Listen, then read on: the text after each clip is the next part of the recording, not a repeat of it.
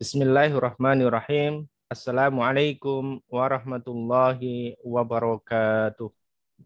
Waalaikumsalam Waalaikumsalam warahmatullahi wabarakatuh. warahmatullahi wabarakatuh. Innal hamdanillah nahmaduhu wa nasta'inuhu wa na'udzu billahi min shururi anfusina wa min sayyiati a'malina. May yahdihillahu fala mudilla lahu wa may yudlil fala hadiyalah. Asyhadu an la ilaha illallah wahdahu la syarika lah wa asyhadu anna Muhammadan abduhu wa rasuluh. Allahumma shalli ala Sayyidina Muhammad wa ala ali Sayyidina Muhammad kama shallaita ala Sayyidina Ibrahim wa ala ali Sayyidina Ibrahim wa barik ala Sayyidina Muhammad wa ala ali Sayyidina Muhammad kama barakta ala Sayyidina Ibrahim wa ala ali Sayyidina Ibrahim fil alamin innaka Hamidum Majid. Subhanak la ilma lana illa ma 'allamtana innaka antal alimul hakim. Ya ayyuhalladzina amanu taqullaha haqqa tuqatih wa la tamutunna illa wa antum muslimun. Al-ayah sadaqallahul adzim. Alhamdulillahi rabbil alamin. Bapak Ibu, Ustadz Ustadzah, kawan-kawan yang dirahmati Allah Subhanahu wa taala. Senang rasanya kita bisa kembali berjumpa di malam Jumat, malam yang penuh dengan barokah dan juga rahmatnya dari Allah Subhanahu wa taala. Kita senantiasa meniatkan diri untuk senantiasa istiqomah dan mohon bimbingan dari Allah Subhanahu wa taala melalui ayat-ayat Quran yang semoga dengan ayat-ayat Quran yang kita pelajari ini betul-betul bisa mendekatkan diri kita pada Allah Subhanahu wa taala. Amin ya rabbal alamin. Bapak Ibu, kawan-kawan yang dirahmati Allah Subhanahu wa taala, setiap kita tentu pernah mendapatkan ujian dari Allah Subhanahu wa taala. Baik itu yang kita rasakan kecil, ringan maupun kita rasakan cukup berat dalam kehidupan kita. Dan kenapa kemudian hasilnya masing-masing diri kita itu berbeda? Karena respon tatkala kita menghadapi ujian itu berbeda-beda. Ada yang ketika menghadapi ujian itu penuh dengan semangat, penuh dengan optimisme, penuh dengan keyakinan dan husnudzon kepada Allah Subhanahu wa taala. Tetapi ada juga di antara kita yang tatkala mendapatkan ujian dari Allah justru malah lemah, lesu, kemudian tidak bergairah dan bisa jadi malah menyalahkan keadaan atau mungkin barangkali tanpa disengaja menyalahkan Allah Subhanahu wa taala. Maka bagaimana kemudian respon dari Allah tentu juga akan berbeda. Nah, malam hari ini kita akan belajar bagaimana kita bisa mensikapi setiap ujian dari Allah Subhanahu wa taala itu dengan kesabaran. Baik, mohon izin untuk menyampaikan materinya.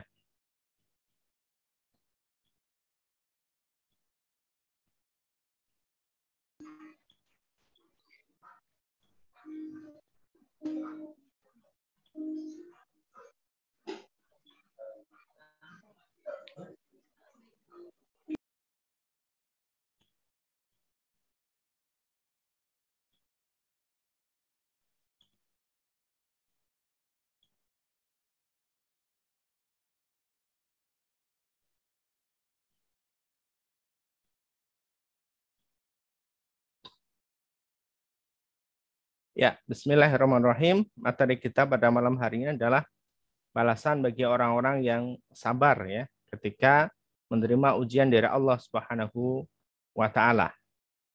Tentu nanti ini tidak kita akan batasi ya pembahasan kita agar tidak begitu jauh, karena kalau kemudian kita mau benar-benar lebih dalami lagi, materi ini akan cukup panjang ya. Ini materi malam hari ini aja lumayan ya. Nanti kalau kemudian kita perpanjang lagi maka akan jauh lebih panjang lagi. Sehingga saya mohon izin materi malam hari ini kita akan batasi ya.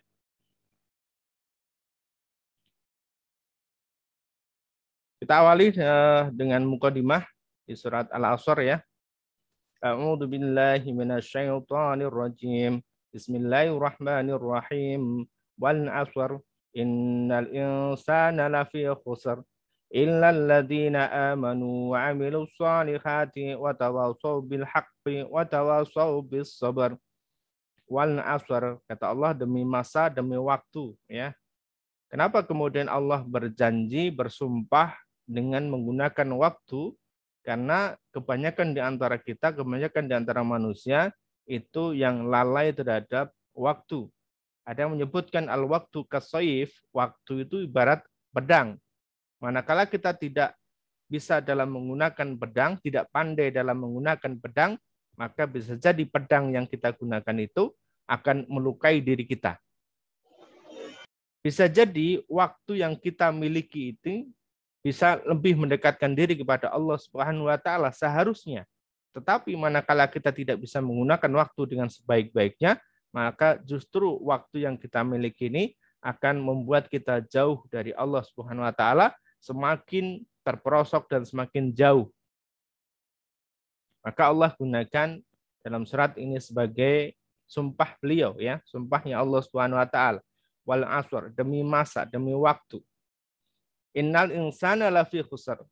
Bahwa setiap manusia, sesungguhnya kebanyakan manusia, kebanyakan orang-orang itu dalam kerugian. Kenapa? Karena yang dilakukan itu bukannya justru mendekatkan diri kepada Allah, tapi justru malah semakin jauh dari Allah Subhanahu wa taala. Kita bisa cek saja setiap waktu sholat berapa banyak jamaah di masjidnya. Berapa persentase orang-orang yang setiap hari berinteraksi dengan Quran. Berapa persentase orang-orang yang senantiasa belajar, menuntut ilmu, thalabul ilmi, dan senantiasa mendekatkan diri kepada Allah Subhanahu wa taala. Hanya sedikit sekali. Tatkala ada pengajian, ada kajian, maka yang hadir itu bisa dihitung dengan jari. Ya, tidak begitu banyak. Justru akan semakin banyak ketika ada bola, ketika ada dangdut, ketika ada konser musik dan sebagainya. Ya, jumlahnya akan bertolak belakang. Ya. Maka sesungguhnya manusia itu dalam kerugian. Ini mencakup keseluruhan, ya, keseluruhan, bahwa sesungguhnya hampir semuanya atau bahkan bisa dikatakan semuanya itu adalah dalam kerugian. Rugi apa? Rugi di dunia maupun nanti rugi di akhirat. Tetapi di sini sebutkan ilah, ya, ilal ladzina amanu, yaitu adalah kecuali orang-orang yang beriman, meyakini bahwa kelak akan bertemu dengan Allah Subhanahu wa taala. Dan setiap kata iman di dalam Quran itu akan diikuti dengan wa amilus sholihat, dengan amal soleh, ya. Nanti di beberapa ayat yang lain kalau kita berbicara tentang ketika Allah menyebutkan kata iman di situ, maka Allah akan menyebutkan amal soleh di belakangnya. Karena iman itu akan diikuti dengan amal soleh. Ya. Sebagai pembuktian dari sebuah iman, itu adalah amal soleh. Entah nanti amal solehnya bisa berupa kata amal soleh, ataupun berupa sebuah tindakan atau ibadah yang itu merupakan amal yang soleh. Kemudian watawasau bil haq, watawasau bis sabr. Dan juga orang-orang yang saling menasihati dalam hak kebenaran dan juga orang-orang yang saling menasihati dalam kesabaran. Nah, saya ingin ambil di yang terakhir, ya. Kata bisobri, ya, bisobri, yaitu adalah dengan kesabaran, saling menasihati dalam hal kesabaran, mengingatkan orang lain untuk sabar, mengajarkan kepada orang lain untuk bersikap sabar kepada saudara kita, kepada teman-teman kita. Baik itu via lisan, gitu ya. Jadi mengingatkan dengan lisan, bisa juga mengingatkan dengan perbuatan. Bagaimana? Sebagai contoh, teman-teman ketika mengantri di tempat umum, ya, ketika mengantri di tempat umum, maka akan ada orang-orang yang tidak sabar. Nah, teman-teman itu bisa memberikan contoh kepada orang lain tanpa harus berucap, tanpa harus ngomong. Dengan apa? Dengan sikap. Bahwa kita saja bisa sabar, maka orang lain pun harus mengikuti kesabaran diri kita. Sebagai contoh, ya. Jadi kita berikan contoh bahwa kita bisa sabar. Maka tolong dirimu juga bisa sabar. Dalam bahasa lain seperti itu. Ya. Maka penting. Kenapa kemudian orang-orang yang sabar dan orang-orang yang saling mengingatkan dalam kesabaran, insya Allah tidak termasuk dalam orang-orang yang rugi tadi. Maka ayat ini saya gunakan sebagai mukadimah dalam pembahasan kita pada malam hari ini, ya, yaitu pada bisobri, pada sabar, ya, dengan kesabaran. Baik, saya lanjutkan.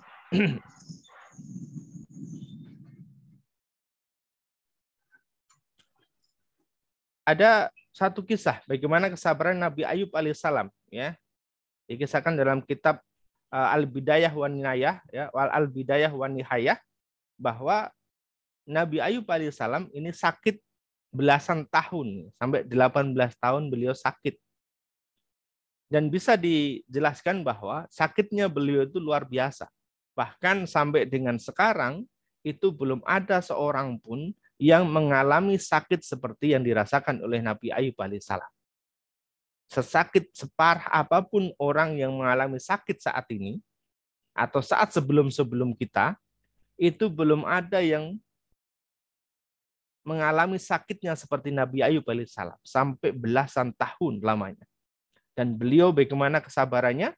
Tatkala diminta istrinya pun untuk berdoa kepada Allah agar diberikan kesembuhan, beliau mengatakan, Allah sudah berikan saya banyak anugerah kesehatan. Maka apakah pantas ketika hanya sebentar saja Allah kasih saya sedikit ujian? Sampai kemudian Nabi Ayub pun berdoa, itu pun lantaran kenapa? Karena beliau atau sakitnya ini sudah mengganggu aktivitas ibadahnya. Jadi Nabi Ayub pun kemudian berdoa mengangkat tangan kepada Allah Subhanahu wa taala, ini pun tatkala sakit yang dialaminya itu sudah mengganggu beliau untuk beribadah kepada Allah Subhanahu wa taala. Maka dikatakan di surat Al-Anbiya 83, wa ayyuba idnada rabbahu anni mannas yadurru wa anta arhamur rahimin. Doa ini teman-teman boleh lafazkan, boleh didawamkan bagi teman-teman yang pengen diberikan kesehatan oleh Allah Subhanahu wa taala, yang pengen diberikan kesembuhan oleh Allah Subhanahu wa taala, sebagaimana Allah kemudian sembuhkan Nabi Ayub alaihissalam yang sudah sakit 18 tahun. Allahumma anni mannas yadurru wa anta arhamur rahimin. Yang artinya adalah, ya Allah, ya Tuhan kami, sesungguhnya aku telah ditimpa penyakit dan Engkau adalah Tuhan yang Maha Penyayang di antara semua penyayang. Engkau adalah Tuhan yang Maha Penyayang di antara semua penyayang. Kalau tidak kepada Engkau saya memohon kesembuhan, lantas kepada siapa lagi saya harus meminta kesembuhan tersebut? Dalam bahasa kita seperti itu, ya. Ini sabarnya luar biasa. Dan kemudian betul Allah pun akhirnya berikan kesembuhan kepada Nabi Ayub alaihi salam. Tatkala Nabi Ibrahim alaihissalam ingin dibakar, ya, dikumpulkan, ditangkap oleh pasukan Namrud, beliau pun bersabar. Orang yang mau dibakar harusnya melawan, ya. Ini tidak, justru pasrah saja, sabar gitu ya. Lalu kemudian tinggal doa aja kepada Allah Subhanahu wa taala. Ya. Ketika kita ada orang-orang yang berbuat nggak baik sama kita, nggak senang dengan diri kita, atau mungkin kita dibentak, dipojokkan, ya, didatangi debt collector, dibentak-bentak, dimarah-marah dan sebagainya. Tinggal doa aja kepada Allah Subhanahu wa taala. Nabi Ibrahim sabar kok, ya. Kuluna ya narukuni baradaw wassalaman ala Ibrahim. Hai api, menjadi dinginlah dan menjadi keselamatanlah bagi Ibrahim alaihissalam. Doa kepada Allah SWT. Dibantu, ditolong. Ya. Bahkan di saat dibakar pun, ya, ada semut yang kemudian memberikan bantuan, ya, memercikkan sedikit api. Maka di kisah lain ada pembicaraan antara semut dan juga cicak, ya. Maka dengan kesabaran Nabi Ibrahim alaihissalam ini kemudian Allah datangkan pertolongan, ya. Allah datangkan pertolongan. Lewat apa? Lewat semut tadi yang barangkali tidak terlihat, ya. Ketika kita punya persoalan, kita punya problem, Allah datangkan bala bantuan, mungkin karena terlalu kecil ya. Semut kalau bawa air kan kecil. Sehingga kita tidak merasa bahwa bantuan Allah itu datang.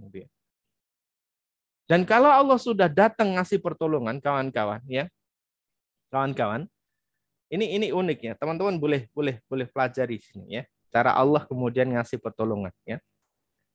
Di kisah ini Allah itu tidak bikin api itu mati. Allah tidak turunkan hujan agar api itu padam. Allah tidak kirimkan angin agar jadi berantakan porak-poranda. Tidak. Tetapi Allah bikin apinya jadi dingin. Tetap kayunya terbakar, tetap di situ terbakar, tetapi rasanya dingin. Jadi api itu menjadi dingin. Bisa jadi tatkala kita itu ada problem, kita diuji oleh Allah SWT dengan masalah dan masalah, bisa jadi masalah itu belum selesai. Ya, kita punya masalah belum selesai. Tetapi Allah nolong kita itu dikuatkan. Allah berikan kita kekuatan untuk menerima ujian itu. Oke lah, amanah belum lunas, amanah belum selesai, Allah belum ngasih kelunasan untuk diri kita. Bisa jadi solusinya bukan Allah lunaskan hutang kita saat ini, tetapi Allah bikin hati kita itu adem, hati kita itu tenang. Meskipun kita punya masalah, seolah-olah kita tidak punya masalah. Enak gitu ya. Bangun di pagi hari, alhamdulillah amanah saya sudah lunas, hutang saya sudah lunas. Rasakan itu setiap hari. Rasakan setiap hari ya. Kemarin sudah ada yang praktek dan ada hasilnya, alhamdulillah ya. Rasakan. Jadi tidak perlu kemudian kita pikirkan bahwa kita masih punya amanah, dan Allah bisa saja kasih solusi itu dengan cara kita dikuatkan oleh Allah, dengan cara kita dibikin tenang oleh Allah Subhanahu wa taala, seperti kisahnya Nabi Ibrahim alaihissalam. Tidak dibikin mati api itu, tetapi dibikin dingin oleh Allah Subhanahu wa taala. Ini kawan-kawan ya. Ini coba jadi pelajaran. Ada lagi satu kisah bagaimana Ibunda Hajar yang ditinggalkan oleh Nabi Ibrahim AS di padang yang gersang. Jadi Mekah ketika itu gersang, tidak seperti sekarang. Tandus kondisinya. Tidak ada pepohonan, tidak ada air. Tidak ada koneksi internet. Nah, ibu-ibu boleh bisa dibayangkan bagaimana ketika ibu-ibu ditinggal suaminya untuk merantau sekian tahun atau sekian bulan tanpa diberikan fasilitas yang memadai. Kalau sekarang mungkin barangkali ketika suaminya merantau masih ada WA, ya, masih bisa video call, masih bisa Zoom. Ketika itu tidak. Bagaimana rasanya ketika Ibunda Hajar, Siti Hajar ini kangen dengan suaminya? Belum ada video call waktu itu. Hanya berdoa kepada Allah Subhanahu wa taala. Ditinggal berdua bersama dengan anaknya Ismail alaihissalam. Pasrah saja. Ya. Di sini ada kesabaran dengan berpasrah kepada Allah Subhanahu wa taala. Namun perlu diingat kawan-kawan, bersabar itu bukan berarti kemudian kita berdiam diri tidak ada ikhtiar. Bukan berarti bersabar itu tidak melakukan apapun. Ya, lakukan apa yang kita bisa. Lakukan apa yang kita bisa. Lakukan apa yang kita mampu. Sebagaimana dikisahkan oleh Bunda Hajar, beliau melakukan sa'i. Sa'i itu kan usaha. Ya. Beliau melakukan sa'i dari Bukit Sofa ke Bukit Marwah. Lari begitu. Nyari apa? Dalam rangka mencari air. Sampai dengan 7 kali. Coba bayangkan kalau kemudian baru 1 kali, kemudian menyerah. Putus asa. Baru 5 kali menyerah, putus asa. Baru 6 kali putus asa. Maka kita pun juga begitu. Dan ini memberikan pelajaran untuk kita kawan-kawan. Ketika kita bersabar, tetap juga harus berusaha semaksimal mungkin apa yang kita bisa. Ketika teman-teman jualan, ya jualan tiap hari. Ketika teman-teman ke kantor tiap hari. Ketika teman-teman jadi guru, ya ngajar tiap hari. Lakukan itu yang terbaik. Biarkan Allah yang kemudian memikirkan bagaimana caranya agar kita itu ditolong oleh Allah Subhanahu wa taala, dengan cara bagaimana solusi itu datang dari Allah Subhanahu wa taala. Kawan-kawan boleh ceria, boleh lihat ceritanya, boleh lihat kisahnya.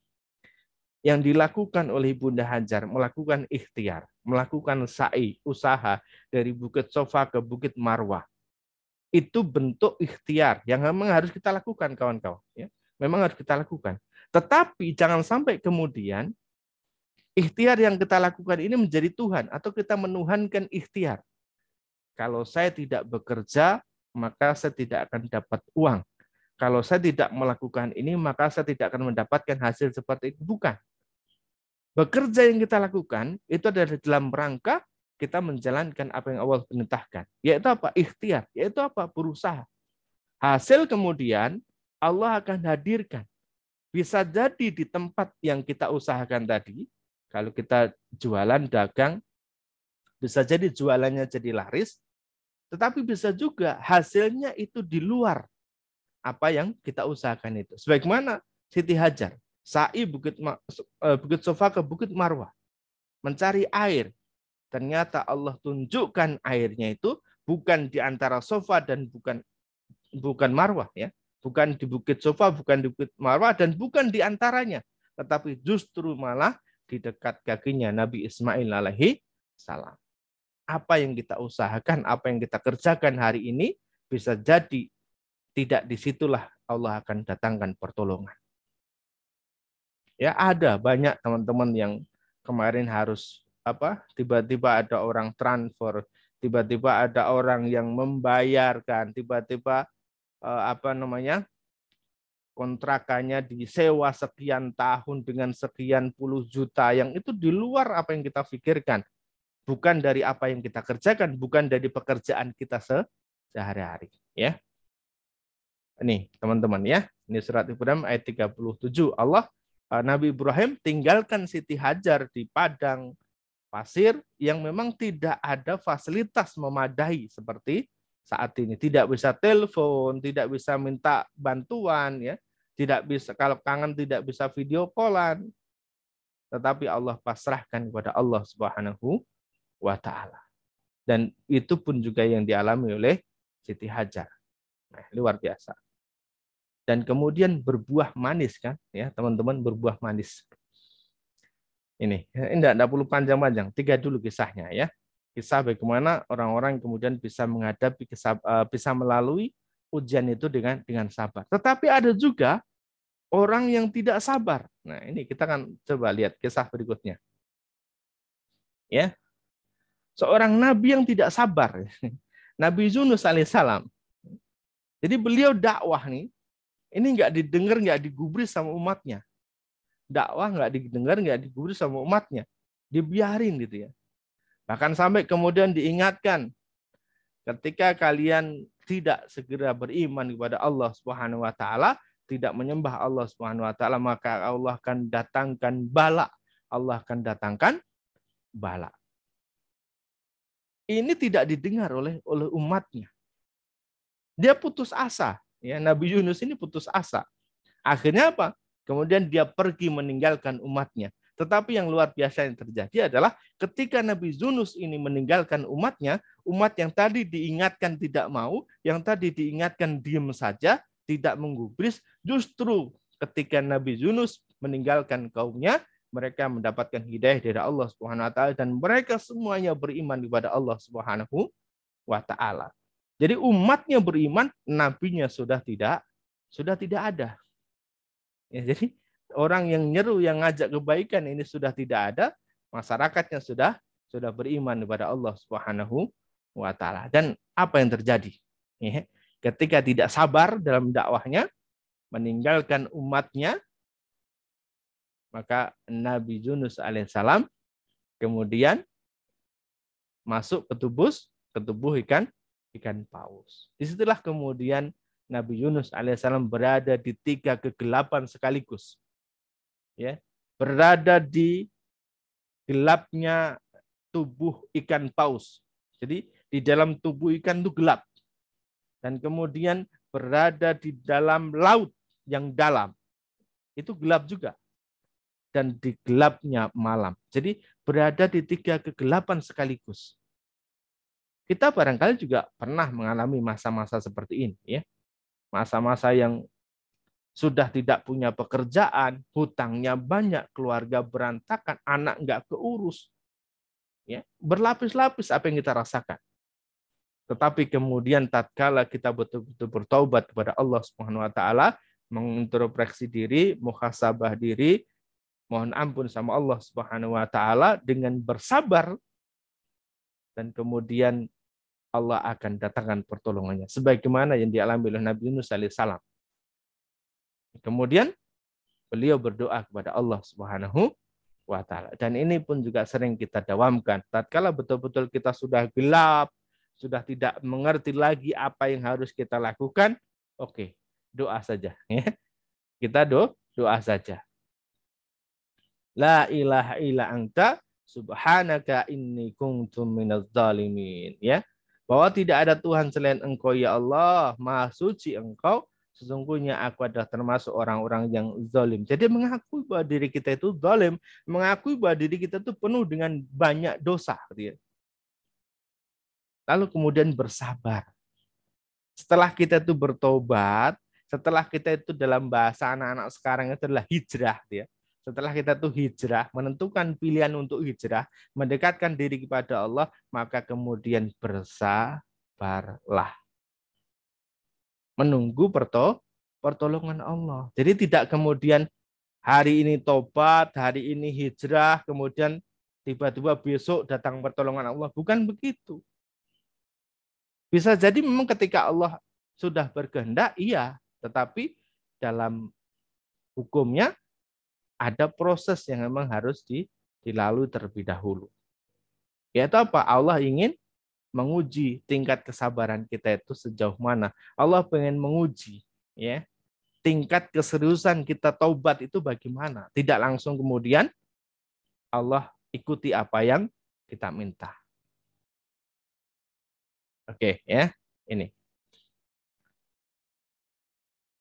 Nah, saya punya gambaran cukup menarik, kawan-kawan ya, status data.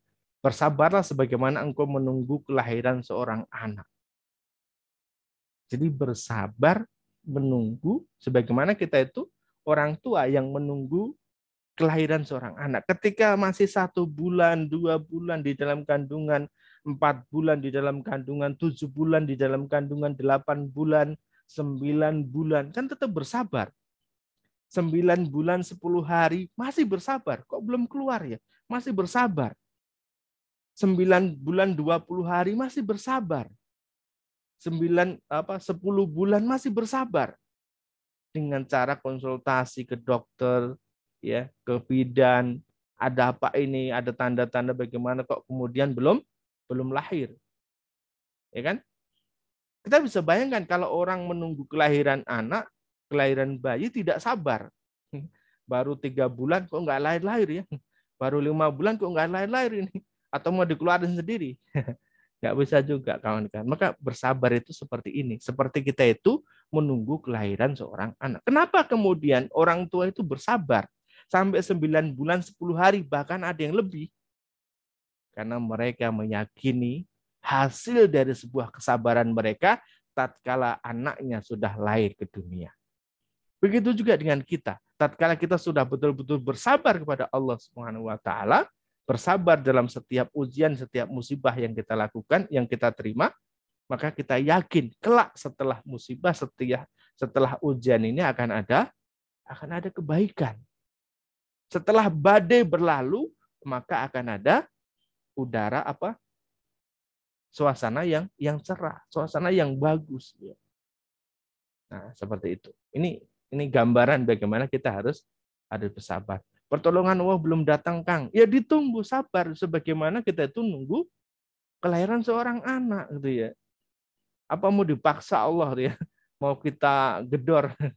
Ya sabar, ditunggu. Allah punya jalannya sendiri untuk mendatangkan pertolongan. Ya. Nah, balasan apa sih bagi orang-orang yang bersabar, kawan-kawan? Ya, balasan apa? Yaitu adalah ampunan Allah. Bagi teman-teman yang bisa bersabar, maka akan diampuni oleh Allah Subhanahu wa taala. Wa anna baluwannakum bi syai'im minal khaufi wal ju'i wa naqsim minal amwali wal anfusi wat tamarat wa basyirus sabirin. Dan sungguh akan kami berikan cobaan kepadamu dengan sedikit ketakutan, kelaparan, kekurangan harta, jiwa, dan buah-buahan. Dan berikanlah kabar gembira kepada orang-orang yang sabar. Sabar apa? Sabar ketika menerima ujian dari Allah Subhanahu wa Ta'ala. Sabar ketika kita menjalani ketaatan kepada Allah Subhanahu wa Ta'ala. Sabar tatkala kita menghindari kemaksiatan yang nanti akan kita lakukan. Maka ada kabar gembira. Ada kabar gembira tatkala kita itu bersabar dengan cobaan atau ujian dari Allah Subhanahu wa Ta'ala. Nah, orang sabar itu seperti apa?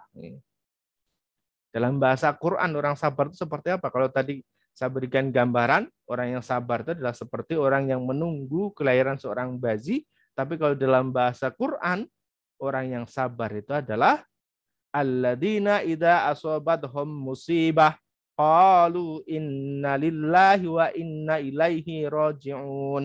Yaitu orang-orang apabila ditimpa musibah mereka kemudian mengucapkan inna lillahi wa inna ilaihi raji'un. Kami ini datangnya dari Engkau. Apapun yang kami miliki itu dari Engkau, maka akan kembali lagi kepada Engkau ya Allah. Apa yang ada di dunia ini asalnya dari Allah dan nanti akan kembali kepada Allah, dan Allah adalah tempat kembali yang terbaik. Sebaik-baik tempat kembali adalah Allah Subhanahu wa Ta'ala. Jadi apapun yang terjadi, oh masalah ini datangnya dari Engkau, pasti Engkau yang akan berikan solusinya. Oh persoalan ini dari Engkau, maka Engkau akan berikan solusinya. Seperti itu, ujian ini dari Engkau, pasti Engkau nanti juga akan memberikan pertolongan kepada hamba yang menerima ujian. Kita kembalikan lagi kepada Allah Subhanahu wa Ta'ala. Ini sabar menurut Al-Qur'an, ya. Nah, kemudian yang kedua, dengan sabar itu kita akan mendapatkan rahmat dan juga petunjuk dari Allah Subhanahu wa Ta'ala. Ulaika alaihim shalawatum mir rabbihim wa rahmah wa ulaika humul muhtadun. Ya, yaitu mereka akan mendapatkan keberkahan yang sempurna dan juga rahmat dari Allah, dari Tuhan mereka, dan mereka itulah orang-orang yang mendapatkan petunjuk. Jadi kita mendapatkan rahmat. Kita jauh lebih ringan dalam menghadapi ujian tadi, jauh lebih ringan. Jadi tidak gembrungsung, tidak merasa takut, hati kita sudah tenang gitu. Oke, saya sadar, saya pernah salah. Ya. Di masa lalu saya pernah salah, akhirnya saya punya hutang sekian, saya punya amanah sekian. Oke, kita sadari dan kita mohon ampun kepada Allah Subhanahu wa Ta'ala, dan kemudian kita akan diberikan rahmat. Rahmat itu adalah rasa tenang di dalam hati kita. Tidak cuma itu, Allah juga masih petunjuk, ya. Allah kasih petunjuk, kasih bimbingan. Ini loh, kalau kamu mau menyelesaikan persoalan ini, aku tuntun gitu. Aku tuntun agar kamu sampai keluar dari persoalan ini. Kamu bisa menemukan jalan keluar dari setiap ujian yang aku berikan. Jadi diberikan rahmat, jadi kita tuh tenang, dan kemudian diberikan petunjuk oleh Allah Subhanahu wa Ta'ala untuk bisa menyelesaikan setiap etape ujian dari Allah Subhanahu wa Ta'ala. Jadi kalau anak sekolah itu, kita tuh dikasih kisi-kisi dari guru nih. Dikasih kisi-kisi yang mendekati soal yang akan mau kita kerjakan itu ya. Ini enak banget dalam kehidupan ini. Ya, kuncinya tadi sabar ya. Lalu yang berikutnya adalah kita iringi sabar itu dengan sholat, karena perintahnya Allah begitu. Wasta'inu bis-sabri was-shalah wa innaha lakabiratun illa 'alal khashi'in. Dan jadikanlah sabar dan sholat itu sebagai penolongmu, dan sesungguhnya yang demikian itu sungguh berat kecuali bagi orang-orang yang khusyuk. Maka sabar harus diikuti dengan sholat, diiringi dengan sholat. Sholat itulah bagian dari ibadah. Bagaimana kemudian kita itu bisa mendekatkan diri kepada Allah Subhanahu wa Ta'ala. Sholat wajib, sholat duhanya, sholat tahajudnya. Ya. Kita mulai benerin dalam rangka kita mendekatkan diri kepada Allah Subhanahu wa Ta'ala. Dan dalam sholat itu kita sekaligus juga berinteraksi dengan Quran. Yaitu apa? Kita baca Quran. Nah, kemudian Ya ayyuhalladzina amanu sta'inu bis sabri was shalah innallaha ma'as sabirin. Bagi orang-orang kemudian sabar dan juga dengan salat, mengerjakan sabar dan juga salat tadi, maka Allah akan bersama dengan kita, bersama dengan orang-orang salat dan juga sabar. Ya, innallaha ma'as sabirin. Kalau sudah dibersamai Allah, ditemani oleh Allah, maka beres semua persoalan kita, insya Allah ya. Nah, sabar juga dapat menghapuskan dosa. Rasulullah SAW bersabda, tidak ada seorang muslim pun yang ditusuk oleh duri, ataupun sakit, atau bahkan lebih dari itu, kecuali Allah nanti akan menghilangkan kesalahan-kesalahannya. Sebagaimana pohon yang menggugurkan daunnya. Jadi tatkala kita kemudian diuji oleh Allah, ada musibah, ada ujian, maka kemudian bersabarlah, karena itu sejatinya akan menghapuskan dosa-dosa kita. Insya Allah. Maka apa nggak senang dia? Dosa kita dihapuskan. Barangkali karena dosa kita banyak, maka ujian kita juga banyak. Ya. Barangkali karena dosa kita banyak, maka masalah kita juga banyak. Maka bersabarlah. Semoga itu bisa menjadi penghapus daripada dosa-dosa yang sudah kita lakukan sebelumnya. Ya, baik. Bersabar dan raihlah kemenangan dari Allah Subhanahu wa Ta'ala. Kawan-kawan yang dirahmati Allah Subhanahu wa Ta'ala, ini materinya cukup panjang ya, meskipun kita batasi tetapi ternyata masih panjang juga materinya. Mudah-mudahan ini bisa menjadikan kita jadi tambah semangat lagi dalam menghadapi ujian dari Allah Subhanahu wa Ta'ala. Ya Allah, yuk siap siap menghadapi ujian. Apapun yang terjadi, ada Allah Subhanahu wa Ta'ala. Baik, demikian nanti kita lanjut diskusi dan sharing. Assalamualaikum warahmatullahi wabarakatuh. Waalaikumsalam warahmatullahi wabarakatuh. Ya, waktu saya kembalikan ke Guswi. Ini pukul berapa ya? Pas ya, pukul 9. Ya, silakan Guswi. Baik. Terima kasih kami sampaikan pada Kang Udin ya, yang telah menyampaikan ya materi pada malam hari ini ya, luar biasa. Kita mendapatkan suatu ibrah atau nilai-nilai yang luar biasa bagaimana dicontohkan oleh para utusan Allah ya, bagaimana nilai kesabaran itu menjadi salah satu kunci kesuksesan dalam hidup kita. Baik Bapak-Ibu sekalian, sambil mempersiapkan pertanyaan, silahkan persiapkan diri. Kita akan mulai masuk ke tanya jawab ya. Silahkan siapkan pertanyaan terbaik Bapak Ibu untuk nantinya bisa kita diskusikan di forum kita pada malam hari ini. Silakan bagi yang ingin bertanya bisa langsung membuka videonya, bisa langsung bertanya lewat mic langsung ataupun menuliskan di chat room.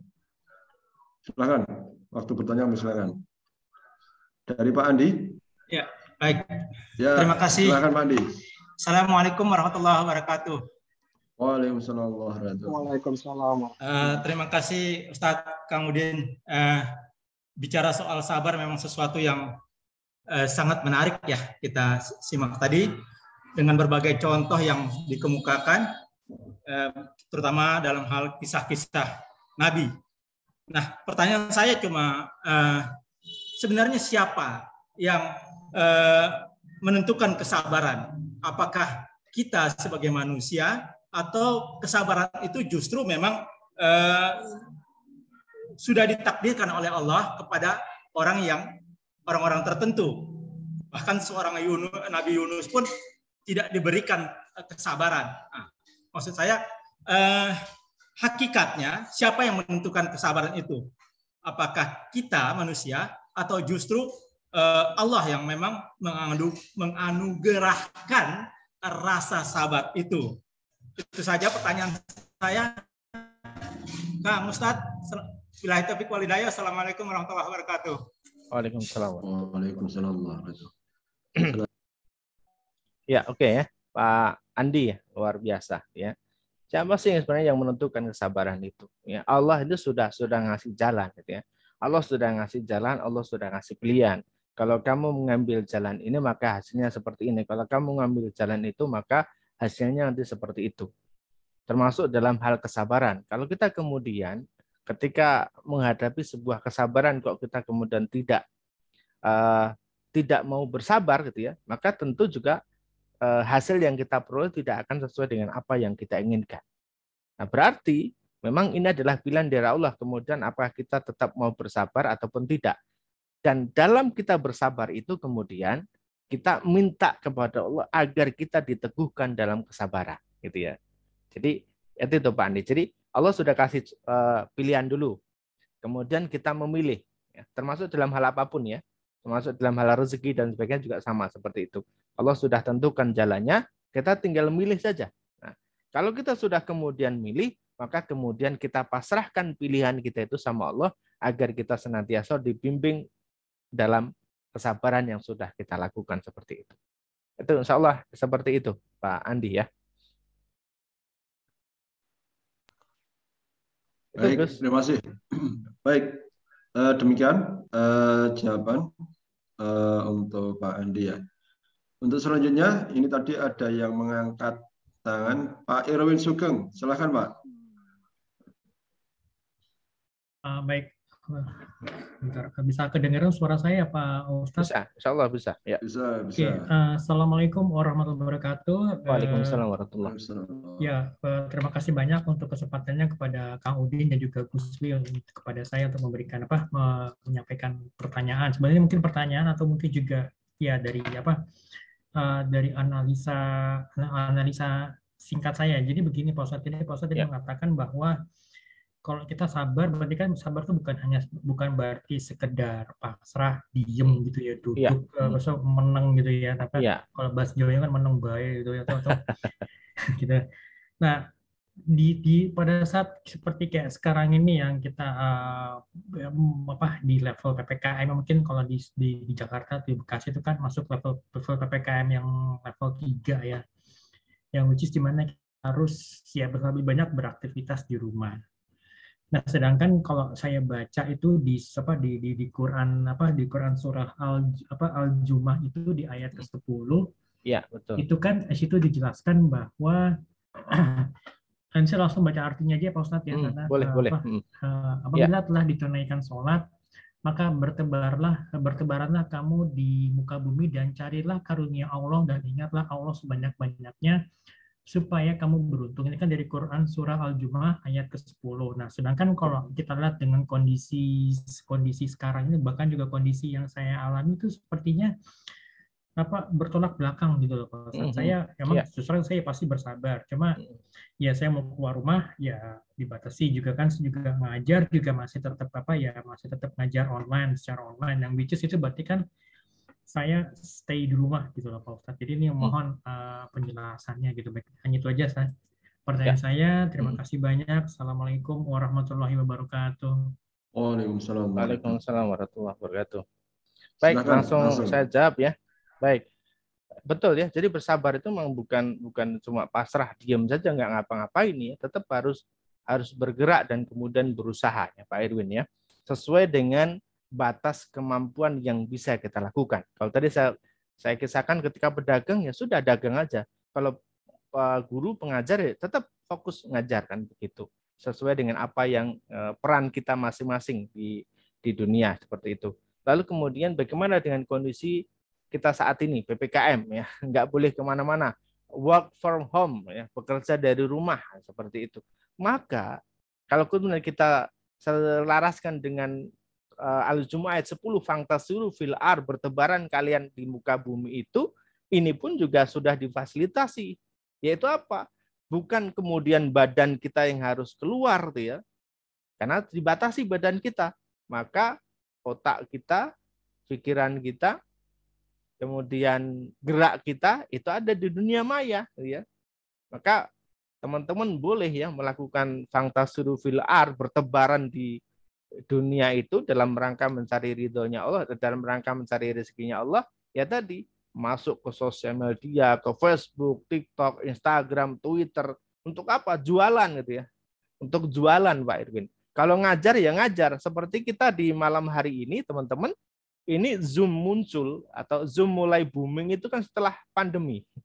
Zoom memang sudah lama ada, tetapi Zoom ini mulai banyak digunakan di mulai pendidikan, di pemerintahan, sampai juga di kajian-kajian itu kan setelah pandemi, setelah ada pandemi. Ya maka bentuk fantasiru fil ard kita adalah ya seperti ini. Kita tetap ngaji, tetap dakwah yang bisa kita lakukan ya dalam rangka seperti ini lewat online Pak Edwin. Nah, saya pikir kalau teman-teman dosen juga sama kan ngajar di rumah mahasiswanya dari berbagai daerah di rumah mereka masing-masing. Seperti itu adalah juga bisa disebut sebagai pertebaran di muka bumi, fantasiru fil ard. Insya Allah demikian Pak Irwin.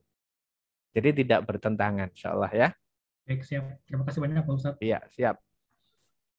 Baik, terima kasih. Pertanyaan berikutnya dari Bu Kuatmi. Silakan Bu Kuatmi. Oh, ya. Assalamualaikum warahmatullahi wabarakatuh. Waalaikumsalam Waalaikumsalam warahmatullahi wabarakatuh. Sabar dan ikhlas itu sangat berat. Ada triknya enggak, Kang? Tip agar kita untuk bisa bersabar dan untuk bisa ikhlas. Selain dengan istighfar, itu apa aja? Boleh dibagilah untuk biar kita hati kita untuk bisa sabar kembali gitu menghadapi. Terus yang kedua masalah keikhlasan. Kadang kita dikasih rezeki yang berkurang, kadang rasa keikhlasan untuk bersedekah, untuk berbagi itu kenapa bisa berkurang? Itu timbul dari bisikan setan atau dari hawa nafsu sendiri? Gitu aja, Kang. Oke. Makasih, Kang, atas jawabannya. Baik, ada 2 pertanyaan ya. Yang pertama yaitu terkait dengan sabar dan juga ikhlas. Bagaimana cara kita agar bisa ikhlas dan juga sabar ya. Yang pertama tadi sudah kita contohkan sebagaimana kita itu menunggu bayi yang mau lahir gitu ya. Sabarnya seperti itu karena nanti begitu sudah lahir ini ada keceriaan yang luar biasa. Meskipun setiap malam nggak bisa tidur karena anaknya mungkin gerak-gerak, suami juga sama nggak bisa tertidur lelap, sering dibangun istri dan sebagainya, nganterin ke sana, berobat ke sana, banyak hal ya termasuk menjaga makanan dan sebagainya. Tetapi yakin begitu bayi itu lahir, Masya Allah, semua kesusahan di masa lalu 9 bulan 10 hari itu terhapuskan ketika mendengar tangis bayi yang baru dilahirkan dari ibunya. Nah, seperti itu. Lalu bagaimana agar dalam keseharian kita juga bisa sabar? Selain tadi kalau disebutkan ada istighfar, astagfirullahaladzim. Yang kedua tadi baca innalillahi wa inna ilaihi raji'un. Ya Allah, ini semua dari Engkau. Maka saya pasrahkan lagi kepada Engkau. Kalau memang Engkau mau ambil, oke lah, ambil aja lah ya Allah ya. Rumah ini ya cuma titipan. Mobil ini cuma titipan, motor ini cuma titipan. Kalau engkau mau ambil, sudah ambil ya Allah, tidak masalah. Yang penting engkau ridho, amanah saya lunas, seperti itu. Kemudian yang berikutnya adalah ambil wudhu, ya, ambil wudhu.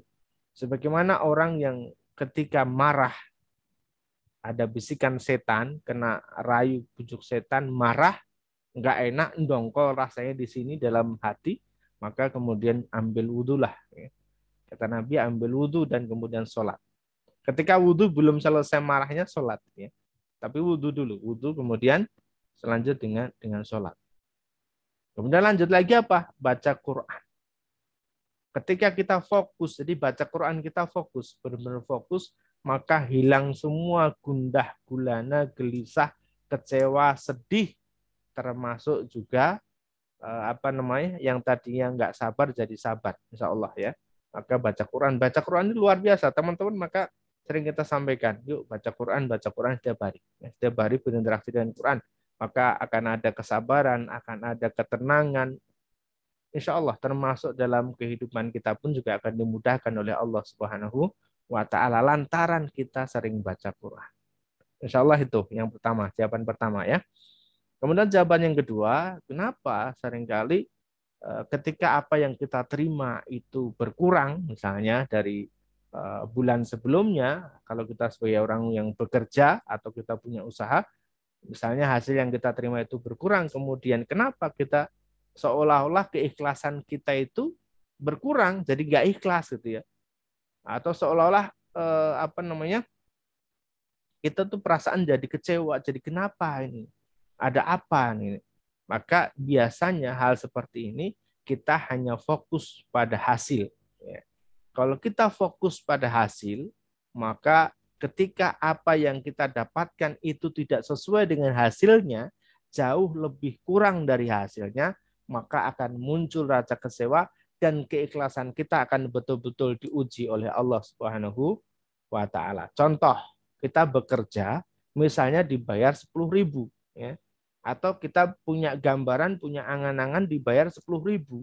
Ternyata hasil yang kita peroleh setelah kita bekerja hanya 9.000. Nah, bisa jadi di sini keikhlasan kita akan diuji dan ditantang oleh Allah Subhanahu wa taala, ya. Kalau kita hanya fokus pada hasilnya, maka kita akan kecewa.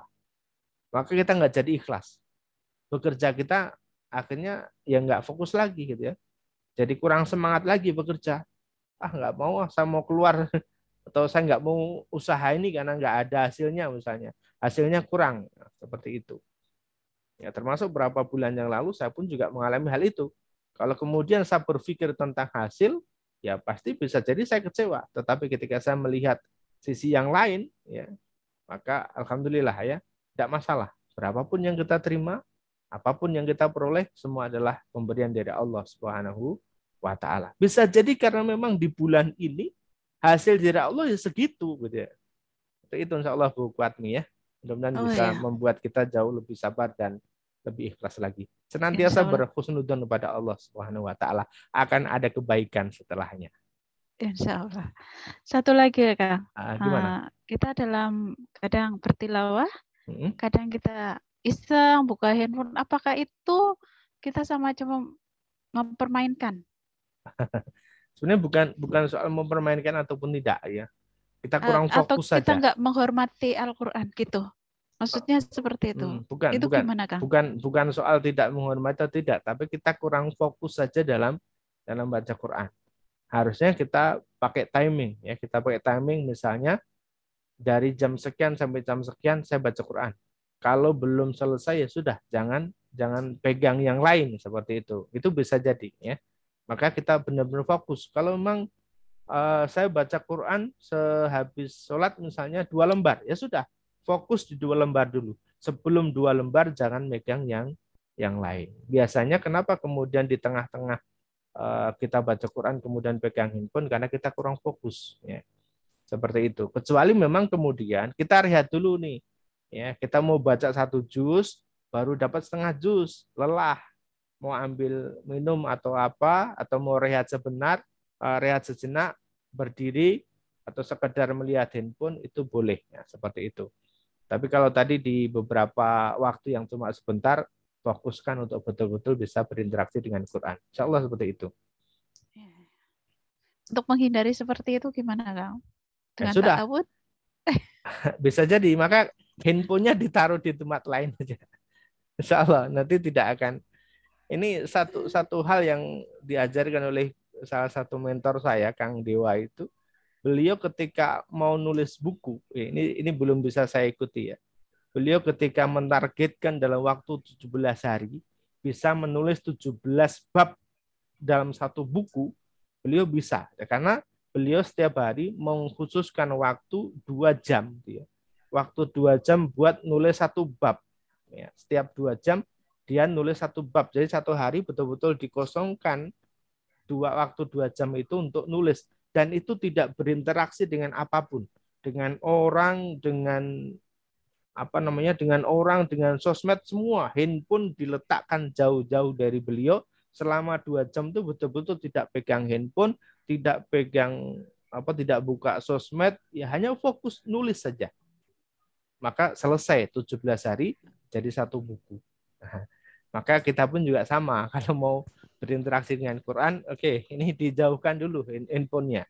Nah, insya Allah begitu Bu Kuat. Salah satu Oh, iya. triknya ya. Jangan Iya. disanding. Kalau disanding seringnya dibuka itu. Seperti itu ya. Ya, Kang, matur suwun Kang Iya, jawabannya. betul. Ya, oke, siap. Ya, terima kasih buat Bu Fatmi ya atas pertanyaannya dan semoga bisa sudah bisa menerima terkait dengan beberapa jawabannya tadi. Semoga bisa nanti dijalankan. Lanjut pertanyaan berikutnya dari Bu Siti Fahriah. Silakan Bu Siti. Assalamualaikum Ustaz. Waalaikumsalam warahmatullahi wabarakatuh. Waalaikumsalam. Kan tadi kan maksudnya dinyatakan bahwa misalnya nih kita ada tagihan. Kayak saya ada tagihan di tanggal 24 misalnya gitu. Nah, saya kan kalau kerja kan sebenarnya saya PNS Ustaz. Di tanggal segitu nggak akan ada uang masuk ya. Jelas nggak ada uang masuk. Tapi kan saya ada usaha supplier kue juga. Nah itu terus kan untuk mencapai nilai tagihan nanti tanggal 24, saya mikir, maksudnya apa namanya, ya udah saya open PO gitu. Saya open PO di weekend. Terus nih sampai kondisi sekarang itu kan misalnya uangnya itu belum cukup gitu Ustaz buat tanggal 24 gitu. Nah, terus saya ya apalagi ya gitu. Terus apalagi ya gitu kan mikirnya kayak gitu. Maksudnya ya, saya masih mikir secara logika gitu, secara logika sampai tanggal 24 itu kalau mencapai tagihan 10 juta uangnya dari mana ya, masih kayak gitu saya. Belum bisa maksudnya apa ya nyari jalan gimana supaya ada uangnya gitu ya, mengusahakan apa yang sudah jadi ikhtiar sehari-hari sih sebenarnya. Nah, misalnya nih Ustadz sampai tanggal 23 terus ternyata belum kumpul gitu. Nah, kalau misalnya dengan jalan pinjam misalnya gitu Ustadz, pinjam ke saudara atau misalnya ke teman, apa itu kita tidak berpasrah dengan pertolongan Allah atau kan saya takut gitu ya, kan itu pinjaman online ya Ustadz ya. Jadi ketika misalnya tanggal 24 saya nggak bayar, saya takut misalnya udah mulai diteleponin gitu. Jadi kan dalam jangka waktu sampai minggu depan mungkin saya masih ya udah saya open PO. Misalnya saya masih ada stok apa nih yang bisa dijual ya saya jual. Misalnya saya masih punya ayam ya udah saya mau ungkep nanti saya jual gitu. Nah, maksudnya masih pada level-level itu. Cuma misalnya ketika tadi sampai tanggal 23 nih misalnya pada 23 malam nggak dapet juga, misalnya uangnya tuh nggak kumpul juga, misalnya 10 juta di tanggal 24, apakah misalnya dengan jalan pinjam itu bentuk ikhtiar atau memang ini kayak pinjam riba atau ya, enggak, pinjamnya maksudnya pinjam ke saudara yang maksudnya tanpa riba. Ustadz kan maksudnya saya memang lagi proses hapus riba ya Ustadz ya. Itu sesi terakhir Ustadz, mudah-mudahan di pinjaman online ya. Amin, insyaallah ya. Terakhir di tanggal 24 ini. Nah itu makanya saya tuh kadang masih mikir nih, kalau misalnya saya pinjam ke teman itu termasuk saya nggak sabar dengan pertolongan Allah, nggak gitu Ustaz. Maksudnya kan tadi kan dinyatakan kalau kita sabar pertolongan Allah ya udah kita berdoa aja gitu kalau kita ikhtiarnya udah. Nah kan ikhtiarnya udah nih misalnya sampai tanggal 23 udah nih, tapi ya sampai 23 malam belum ada, tapi saya terus tiba-tiba misalnya ya udah deh, daripada saya nggak bayar ya udah saya pinjam ke teman kayak atau ke saudara kayak gitu. Yang penting itu apakah pinjam itu bentuk saya maksudnya punya pikiran untuk pinjam ke saudara biar tanggal 24 saya bayar riba itu, apakah itu sebagai bentuk saya tidak sabar terhadap pertolongan Allah atau bukan? Ya, oke. Baik ya, sudah saya tangkap pertanyaannya ya. Baik, jadi begini.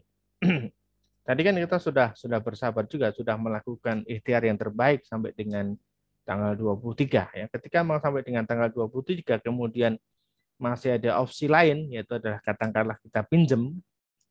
Coba kita lihat skenarionya Allah ya.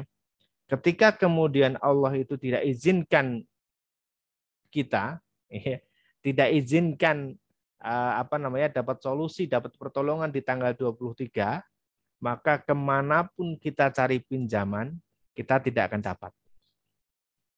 Ya, saya ulang lagi, ketika sampai di tanggal 23, Allah belum ridho, belum mengizinkan adanya pertolongan Allah di situ, kita kemana-mana ngubungi siapapun nyari pinjaman, maka tidak akan dapat. Tetapi ketika Allah sudah ridho, maka kita akan dibantu ya lewat teman ataupun saudara ataupun keluarga yang tadi ngasih pinjam dengan tanpa riba.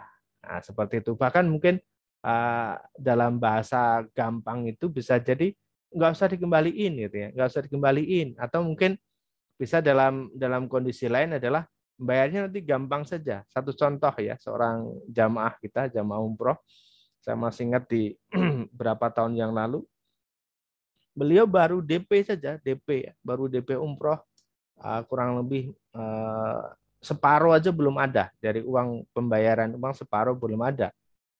Sudah mendekati detik-detik pemberangkatan untuk umroh. Ya, bingung juga ini.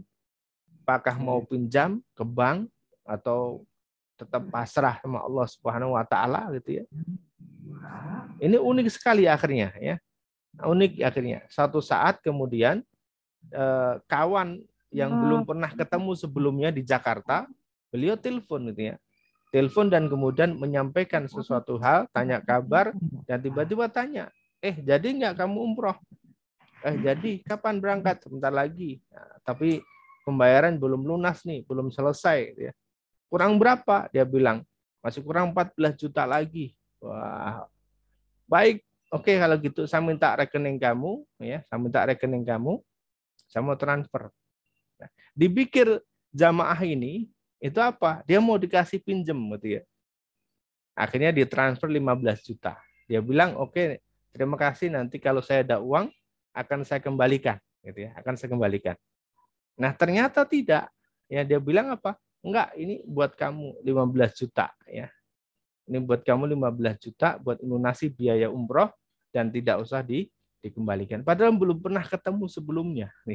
Belum pernah ketemu sebelumnya. Nah, salah satu contoh seperti itu. Maka tadi saya bilang, ketika kita sudah sabar, kemudian sampai dengan tanggal 23 sudah melakukan yang terbaik, semuanya sudah kita lakukan, kemudian masih ada opsi lain lagi, yaitu adalah pinjam tapi bukan riba, karena untuk menutup riba ya. Jadi kita pinjam tetapi untuk menutup riba agar riba ini tidak semakin melebar, maka ini diperbolehkan. Dan ketika Allah ridho, maka di malam hari itu juga kita akan dapat pinjaman. Tapi kalau Allah belum ridho, maka di malam hari itu tidak akan dapat pinjaman. Insya Allah begitu Bu Siti ya. Betul Ustaz, makasih banyak Ustaz. Ya, okay. Memang sebenarnya berbagi pengalaman aja sih kemarin itu kan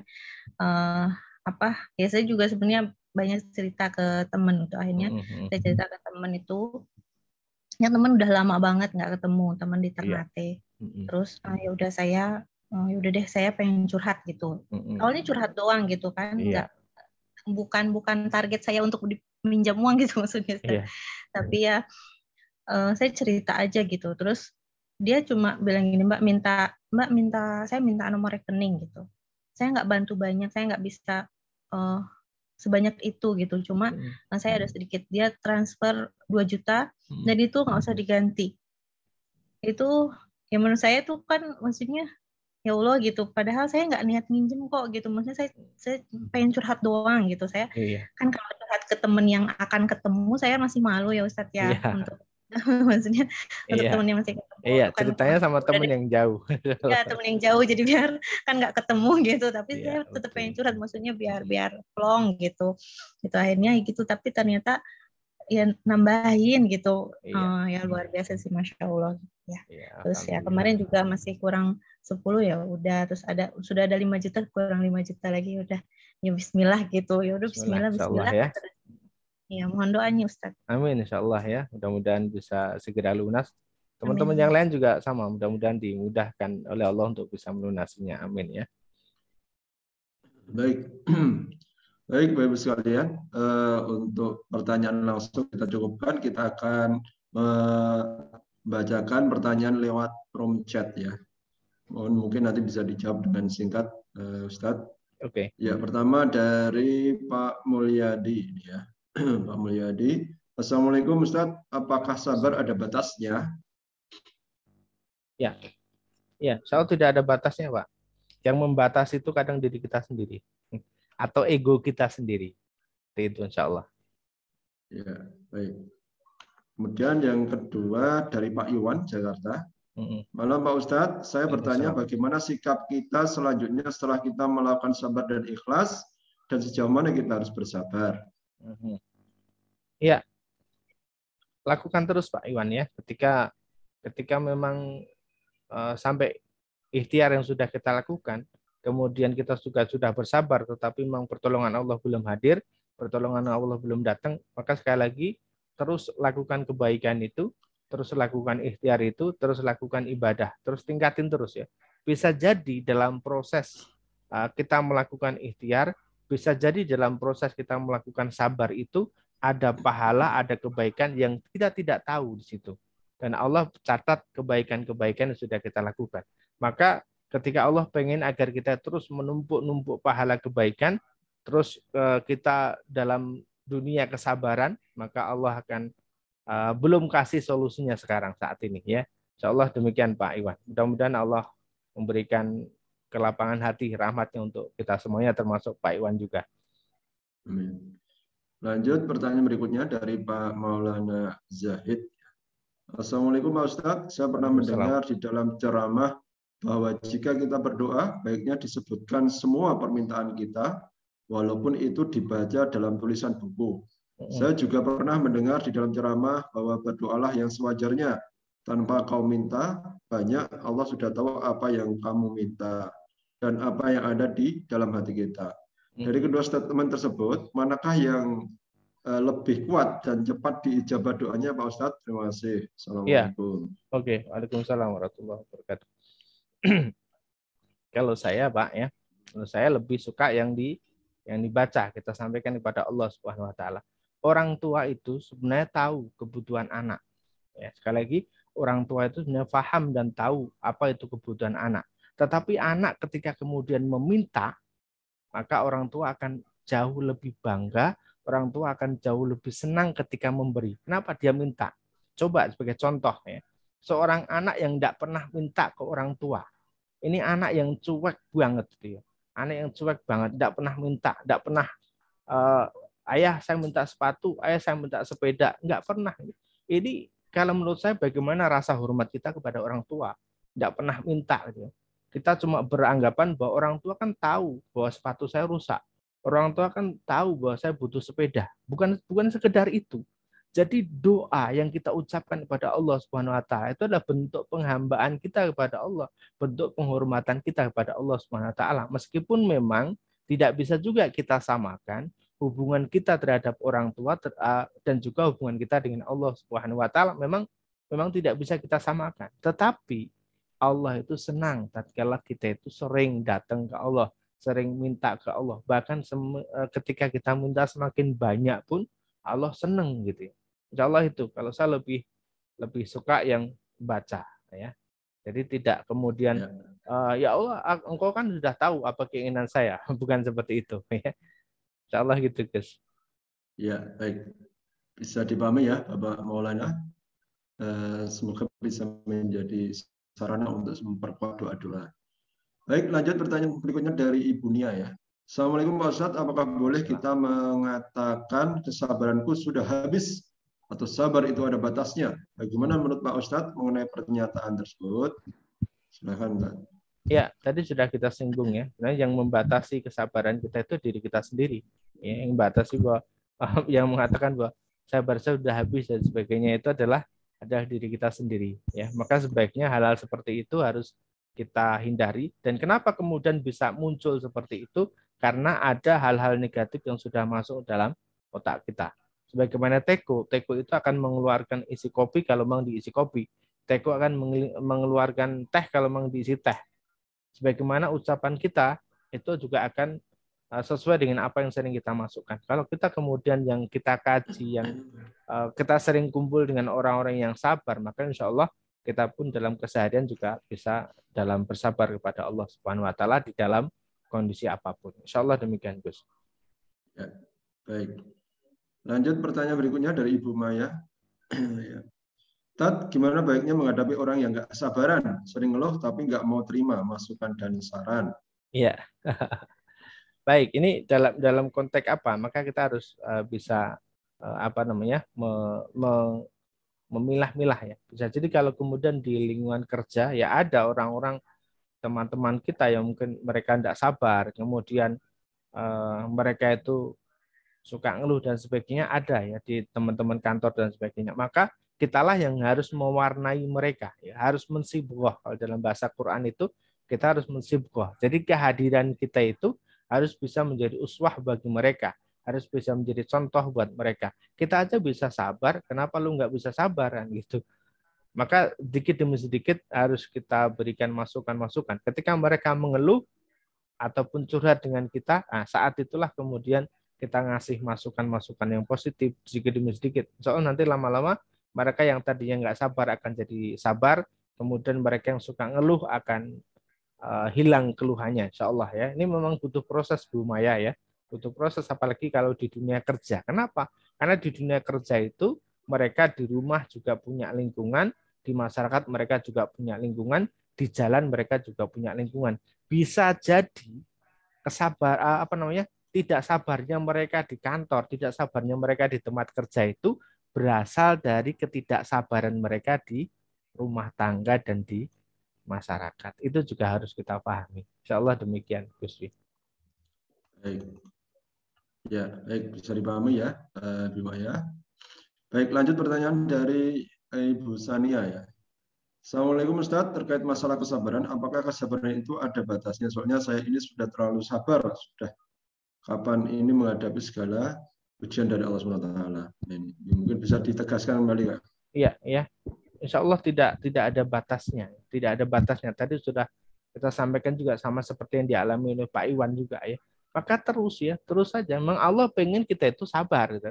Allah pengen kita itu lebih banyak sabarnya dibanding dengan orang lain itu ya. Jadi level kesabaran kita itu Allah pengen jauh lebih tinggi, karena bisa jadi di esok hari ataupun di tahun-tahun yang akan datang ujian dari Allah itu akan jauh lebih besar dari apa yang kita alami saat ini. Jadi kita betul-betul dipersiapkan oleh Allah Subhanahu Wa Taala agar di esok hari ataupun di tahun-tahun yang akan datang itu saat ujian yang sama kita datang kepada kita sudah enjoy, sudah nyaman, sudah terbiasa dengan ujian-ujian seperti itu. Dan sekali lagi bahwa Allah itu Allah pengen agar kita itu lebih bersabar lagi dan jauh bersabar, karena setiap kesabaran itu ada rahmat Allah. Dalam setiap kesabaran itu ada pahalanya. Tatkala kita ikhlas, maka Allah akan hapuskan dosa-dosa kita. Kalau kemudian kesabaran kita hanya 1 tahun, yang barangkali dosa kita terhapusnya hanya 1 tahun. Kalau kesabaran kita bisa 1 tahun, 2 tahun, 3 tahun, 5 tahun, maka jumlah tahun itulah yang akan bisa menghapuskan kesabaran kita. Semakin banyak kita bersabar, maka semakin banyak dosa-dosa kita dihapuskan oleh Allah Subhanahu Wa Taala. Bisa jadi tadi Bu Sania ya, bisa jadi mohon maaf mungkin barangkali masih banyak dosa-dosa kita yang harus dihapuskan dari sisi sabar ini tadi. Insya Allah, Gus. Ya, baik. Terima kasih. Lanjut pertanyaan berikutnya dari Pak Andi. Ya. Sabar dan sholat adalah kunci sukses. Apa makna sukses dalam konteks ini? Soalnya faktanya banyak orang yang sabar tapi tidak sholat juga sukses. Contohnya Thomas Alva Edison yang sukses menemukan bola lampu setelah ribuan kali percobaan. Pun dengan Wright bersaudara yang berhasil membuat pesawat. Mereka adalah orang-orang sabar tapi tidak sholat. Toh mereka sukses di bidang temuannya masing-masing. Ya. Ya, betul ya. Jadi sukses itu adalah sukses dari kacamatanya Allah Subhanahu Wa Taala, yaitu adalah bagaimana agar kita tuh bisa bisa lebih mendekatkan diri kepada Allah Subhanahu Wa Taala. Apa yang kita peroleh, kesuksesan yang kita dapatkan itu justru mendekatkan diri kepada Allah. Kalau kemudian yang kita dapatkan itu malah semakin membuat kita jauh dari Allah, maka itu sukses di kacamata yang lain. Di sini yang kita bahas adalah kesuksesan bagaimana kesuksesan yang kita raih itu, kalaupun kita punya harta, ya harta yang kita dapatkan itu justru malah semakin mendekatkan diri kita kepada Allah Subhanahu wa taala. Dan kemudian yang kedua, kita perlu ingat juga ada istidrot dari Allah Subhanahu wa taala. Bagaimana orang-orang yang mereka tidak bekerja, bagaimana orang-orang yang mungkin seolah-olah kita lihat mereka itu santai-santai saja, tetapi diberikan limpahan harta yang banyak oleh Allah Subhanahu wa taala. Bisa jadi itu adalah istidrot sehingga nanti mereka di akhirat tidak akan mendapatkan apa-apa. Nah, maka kita jangan iri dengan orang-orang yang seperti itu. Nggak sholat tapi rumahnya megah, mobilnya banyak, nggak usah iri. Karena setiap batasan kesuksesan itu sendiri. Dan setiap kesuksesan yang kita dapatkan itu haruslah mendekatkan diri kepada Allah Subhanahu wa ta'ala. Insya Allah demikian, Gus. Iya, baik, terima kasih. Lanjut pertanyaan dari Ibu Popon Rustini ya. Bagaimana Ustadz? Saya baca Quran sambil dagang sambil menunggu pembeli. Saya baca Quran, kemudian kalau ada pembeli, saya berhenti baca. Setelah itu dilanjutkan lagi. Apa itu juga termasuk tidak fokus, Ustaz? Ya, boleh ya. Boleh seperti itu. Insya Allah. Ada juga di beberapa orang juga sama seperti itu. Jadi sambil menunggu penumpang, sambil menunggu pembeli, sambil menunggu orang-orang yang datang, dia gunakan waktunya untuk baca Quran. Insya Allah itu bagus juga. Ya, artinya kita betul-betul bisa fokus di situ dan kemudian tatkala kita melayani ya kita layani dengan baik. Insya Allah demikian. Baik. Lanjut dari Bu Nur Rohidah. Assalamualaikum Pak Ustaz. Saya ingin bertanya.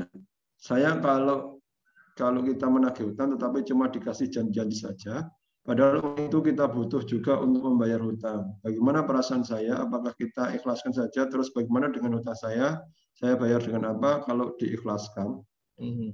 Ya, kalau memang ditagih berkali-kali, tugas kita adalah mengingatkan terkait dengan hutang. Kita sering sampaikan, tugas kita hanya mengingatkan. Dan ketika mereka sudah tidak mau membayar atau hanya dengan janji-janji saja, ya sudah, kita tidak perlu tagih lagi. Kita sampaikan saja bahwa nanti nagihnya di akhirat, di dunia tidak perlu ditagih. Insya Allah seperti itu. Dan insya Allah nanti kita akan diganti oleh Allah Subhanahu wa taala dari jalan yang lain manakala kita ini bisa benar-benar kita bisa ikhlas. Tapi kalau kita belum ikhlas 100%, ya Allah tidak akan datangkan gantinya. Insya Allah seperti itu. Ya, baik. Pertanyaan berikutnya dari Bu Sumiati. Assalamualaikum Pak Ustadz, apakah pinjam duit di bank termasuk riba? Ya, oke ya, ini sering muncul pertanyaan ini. Saya tidak mau sebut mereknya. Dimanapun Anda pinjam gitu ya, selama yang diterima adalah uang, maka kemungkinan besar itu riba. Dan transaksi akotnya itu seperti apa? Ketika akotnya adalah pinjam meminjam dan itu bentuknya uang, maka kemungkinan besar itu riba. Yang kedua adalah dari sisi transaksinya. Manakala transaksinya setiap bulan itu nanti ada denda, apabila ada keterlambatan, maka itu termasuk riba. Ya, dimanapun ya. Sekali lagi saya tidak mau menyebut merek. Nanti saya dipolisikan bahaya. Insyaallah demikian Bu Sumiati ya, bisa dipahami. Baik, lanjut dari Bu Yulianti. Tat, gimana kalau suami kita nasihati untuk kebaikan tapi malah marah? Kadang jadi malas mau nasihati lagi daripada ribut. Jadi saya harus gimana, Tat? Saya cuma doa sama Allah, mohon pertolongannya agar suami dibuahkan hatinya, apakah saya tidak usah menasihati lagi, Tat? Oke, baik. Tugas istri dua, ya. Tugas istri dua. Yang pertama adalah mendoakan. Mendoakan agar diberikan kemudahan dan hidayah oleh Allah Subhanahu wa taala. Yang kedua, menasehati dengan cara yang halus, dengan cara yang baik. Ingat, bukan hasil yang kita inginkan, tapi proses. Kenapa? Proses kita mengingatkan, proses kita mendoakan. Allah menilai prosesnya. Hasil itu nanti Allah yang menentukan. Yang bisa memberikan hidayah itu Allah. Kita hanya minta jalannya saja. Ya, kita hanya minta jalannya saja agar Allah berikan hidayah. Maka tugas kita satu tadi mendoakan, yang kedua adalah mengingatkan dengan cara yang baik. Kalaupun memang kemudian belum juga Allah berhidayah, belum juga mau nurut, maka tetap doakan dan tetap diingatkan dengan cara yang baik tidak usah tersinggung, tidak usah sakit hati. Bersabarlah, insya Allah. Ya, baik. Pertanyaan terakhir ya, dari siap. Pak Nandang. Assalamualaikum warahmatullahi wabarakatuh. Assalamualaikum. Pak Ustadz, bagaimana caranya supaya mampu total bergantung kepada Allah SWT? Ya, oke ya. Maka saya beri gambaran begini. Teman-teman bayangkan, teman-teman sendirian di tengah hutan. Sendirian di tengah hutan, perbekalannya tidak cukup banyak ya. Hanya seadanya saja. Bayangkan teman-teman di tengah hutan sendirian, apa yang akan teman-teman lakukan? Kira-kira teman-teman mau minta bantuan kepada siapa? Teman-teman mau pasrahkan hidup di hutan itu dengan siapa? Ya. Itu adalah pasrah total. Tatkala sudah tidak ada lagi yang bisa kita mintai pertolongan kecuali hanya kepada Allah Subhanahu wa Ta'ala. Sebagaimana kita sendirian di hutan, dilepas sendirian di hutan. Ada binatang buas, ada ular, perbekalan kita nggak banyak, kita nggak bisa teriak-teriak minta pertolongan kepada manusia lain. Maka disitulah fokus kita hanya kepada Allah Subhanahu wa Ta'ala saja. Insya Allah demikian, Gus.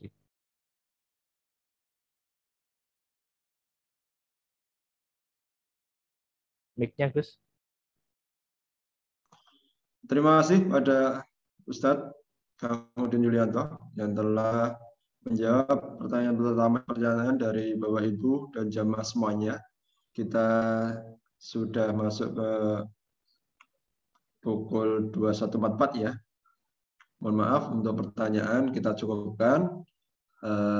Jika masih ada yang dipertanyakan, silakan nanti bisa kontak dengan kami secara langsung lewat WA ataupun dengan formulir lainnya, ataupun nanti pekan berikutnya bisa didiskusikan lagi. Baik Bapak Ibu sekalian, luar biasa malam hari ini ya. Peserta full Kang, sampai 100 tadi ya saya melihat. Jadi ya semoga dan alhamdulillah Gus. Dan alhamdulillah ini bersabar sampai dengan akhir kajian. Iya betul, luar biasa. Dan semoga juga yang tidak bisa masuk juga bisa ikut bersabar dan nanti bisa menyaksikan melalui YouTube yang nanti kita siapkan. Semoga seperti itu. Amin, insya Allah. Ya, baik Bapak Ibu sekalian, karena waktu sudah malam, sekali lagi kami mengucapkan banyak terima kasih kepada Bapak Ibu sekalian, Ustaz-Ustaz sekalian, para jamaah sekalian yang telah mengikuti acara ini hingga sampai akhir. Ya, semoga keberkahan Allah ada pada kita semuanya dan memudahkan urusan-urusan kita di kemudian harinya. Amin. Baik, mari kita tutup pertemuan kita pada malam hari ini dengan doa penutup majelis bersama-sama. Subhanakallahumma wa bihamdika asyhadu an la ilaha illa anta astaghfiruka wa atubu ilaik. Alhamdulillahirabbil alamin. Terima kasih pada Ustaz kita Kamudin Yulianto dan terima kasih pada semuanya. Selamat bertemu kembali untuk kajian online kita pekan berikutnya. Dari saya, jika ada salah kata, kami mohon maaf yang sebesar-besarnya. Assalamualaikum warahmatullahi wabarakatuh. Waalaikumsalam warahmatullahi wabarakatuh.